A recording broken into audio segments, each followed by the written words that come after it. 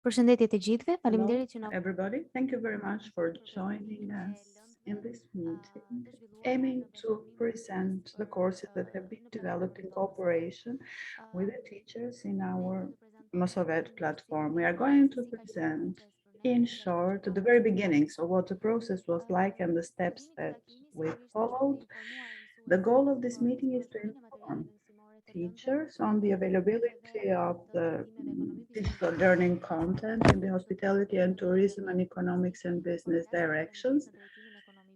Today we are going to present a course for the class 13 in the business and economic direction. To that, we'd like to raise awareness among teachers about the facilities provided to the platform and how to use the digital content under the blended learning application. How did the journey start? In short, I'm going to tell you a little bit about the background. 1 year and a half, we had some training. The teachers were being trained about how to develop digital content with experts from the LearnNet company. After we established the first working groups of teachers, each of these working groups was working in close cooperation with one pedagogical expert who, through suggestions and cooperation, managed to come up with some content following all the necessary elements. Then, after it was evaluated, it was uploaded into the Masovet platform. The scheme followed is the WIPA scheme, which consists of 5 main pillars. The first, which is a welcoming phase, that is the first contact, introduction to the content. It can be a video, some image, or some quote that encourages the students to be active during the lesson. Then activation of existing knowledge, which helps to understand if the knowledge received is solid and makes like a gradual transition from existing to new knowledge. In this case, teachers have developed different questions, and then the core of the content is information processing and transfer of knowledge, and then the final step, which is analysis, that helps the teachers to find out if the objectives have been met. In the analysis part, the teachers have included different assignments, exercises, which can be found are available on the platform. Now I'd like to share a screen.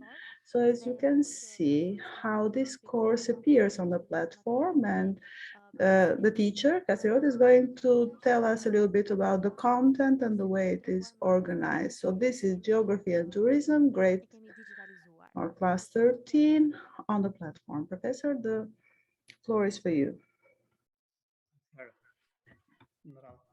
First of all, I'd like to greet you and congratulate you on the work done. You have really been like promoters and you have been encouraging, and then you've been like great helpers, let's say. At least that part of work I've been in charge was like extra work for me, with not only overtime but also going beyond our availability, let's say, but still I can say that it was worth it. What I have noticed in the course of this process, or what did I keep in mind, generally speaking? The first thing I wanted,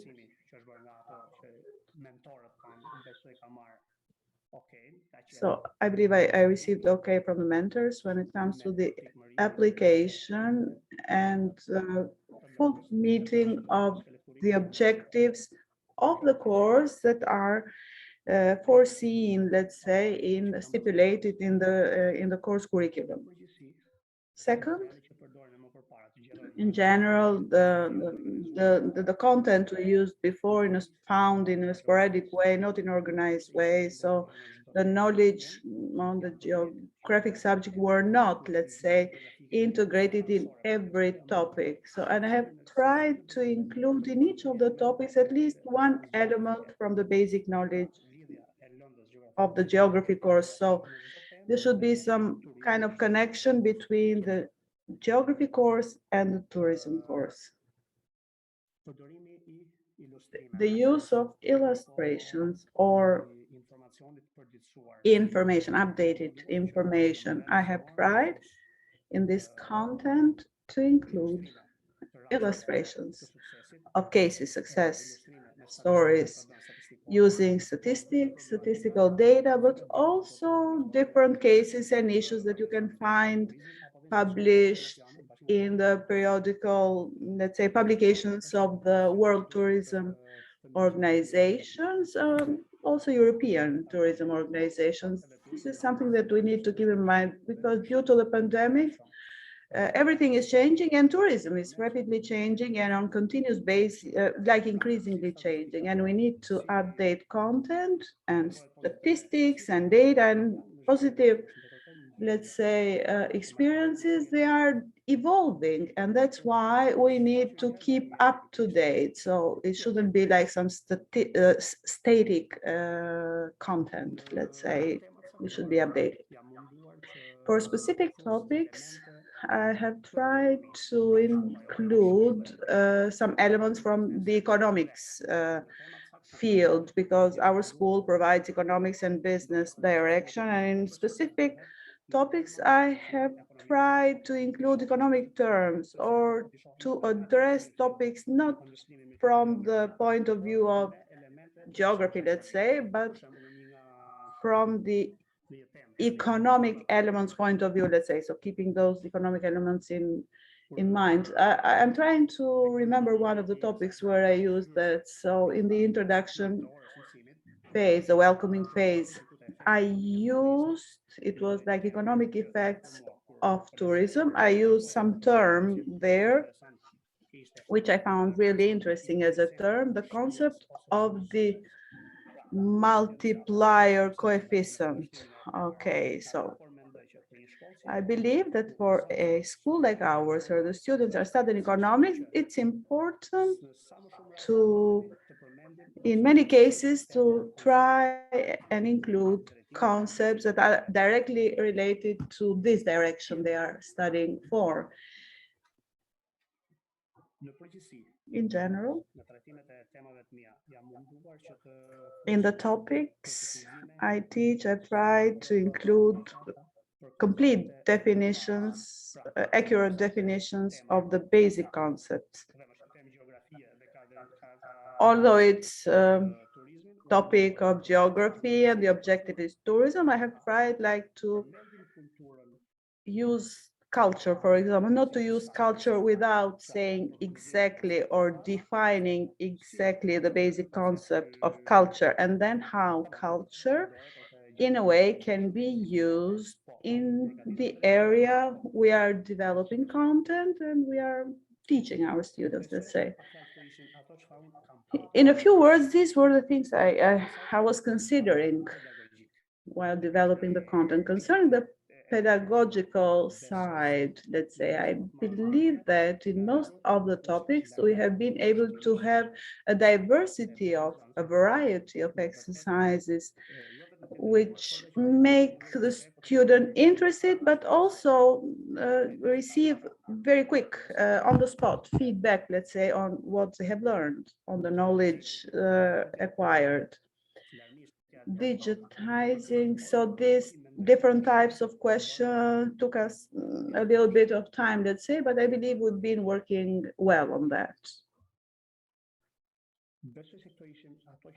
These were the main highlights or the priorities and the things I wanted to share, and I believe we have achieved what we had set as objectives at the very beginning, let's say, of our work. Some challenge, maybe a personal one, is like using the platform on continuous basis, like a lot of work. We are really busy, let's say, and we haven't been able like to kind of be very good at that and proficient, let's say, but this is no excuse, I would say. I think that we need to use the platform on continuous basis and be able then to use it efficiently. That's it on my side. That's what I wanted to share with you. So in terms of my work, personal work, if there is something else that you would like me to say.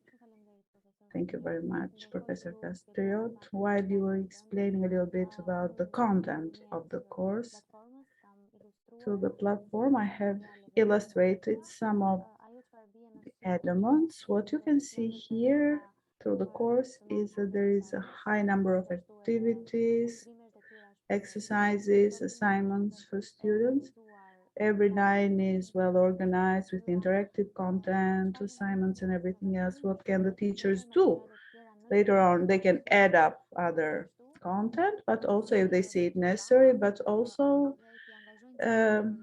upload additional assignments or engage students through forums, so joint work, because all the functionalities in the platform are in place, so as it can be like a face-to-face lesson. In the blended learning modality, I believe that the platform is an added value, let's say, for your work. Also, if you would like for this content to be further updated and improved, so that's what I wanted to say as well. There are things which I believe need to be removed or edited in a way, let's say. So I can edit that. All right. You and the other teachers can consult one another, let's say, on the content, not only add up other content, but also edit or update existing content. Since a course is used in different schools, is used, and the teachers record their own class, their own lesson, let's say, specific activities such as assignments can be limited only for your own class.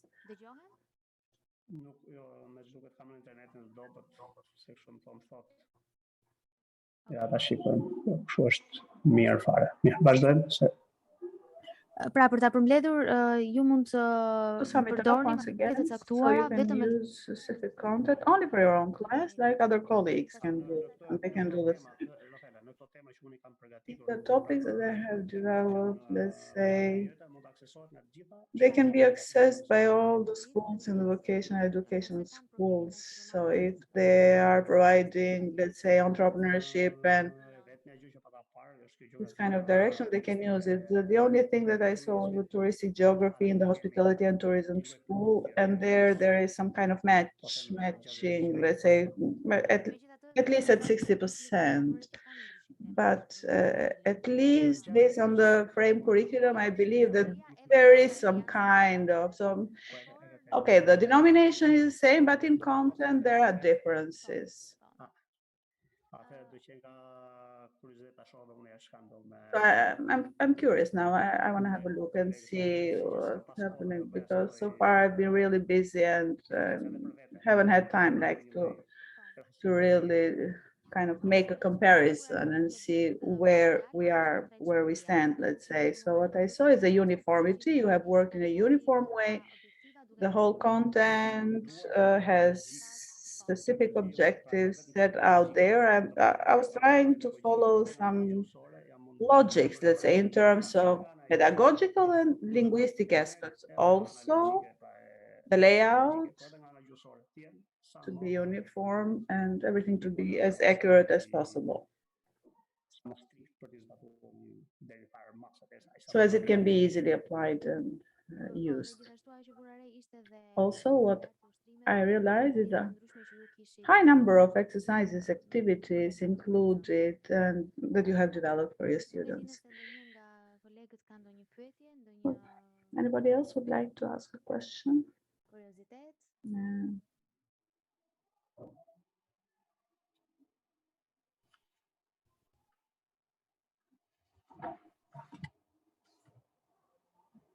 Okay.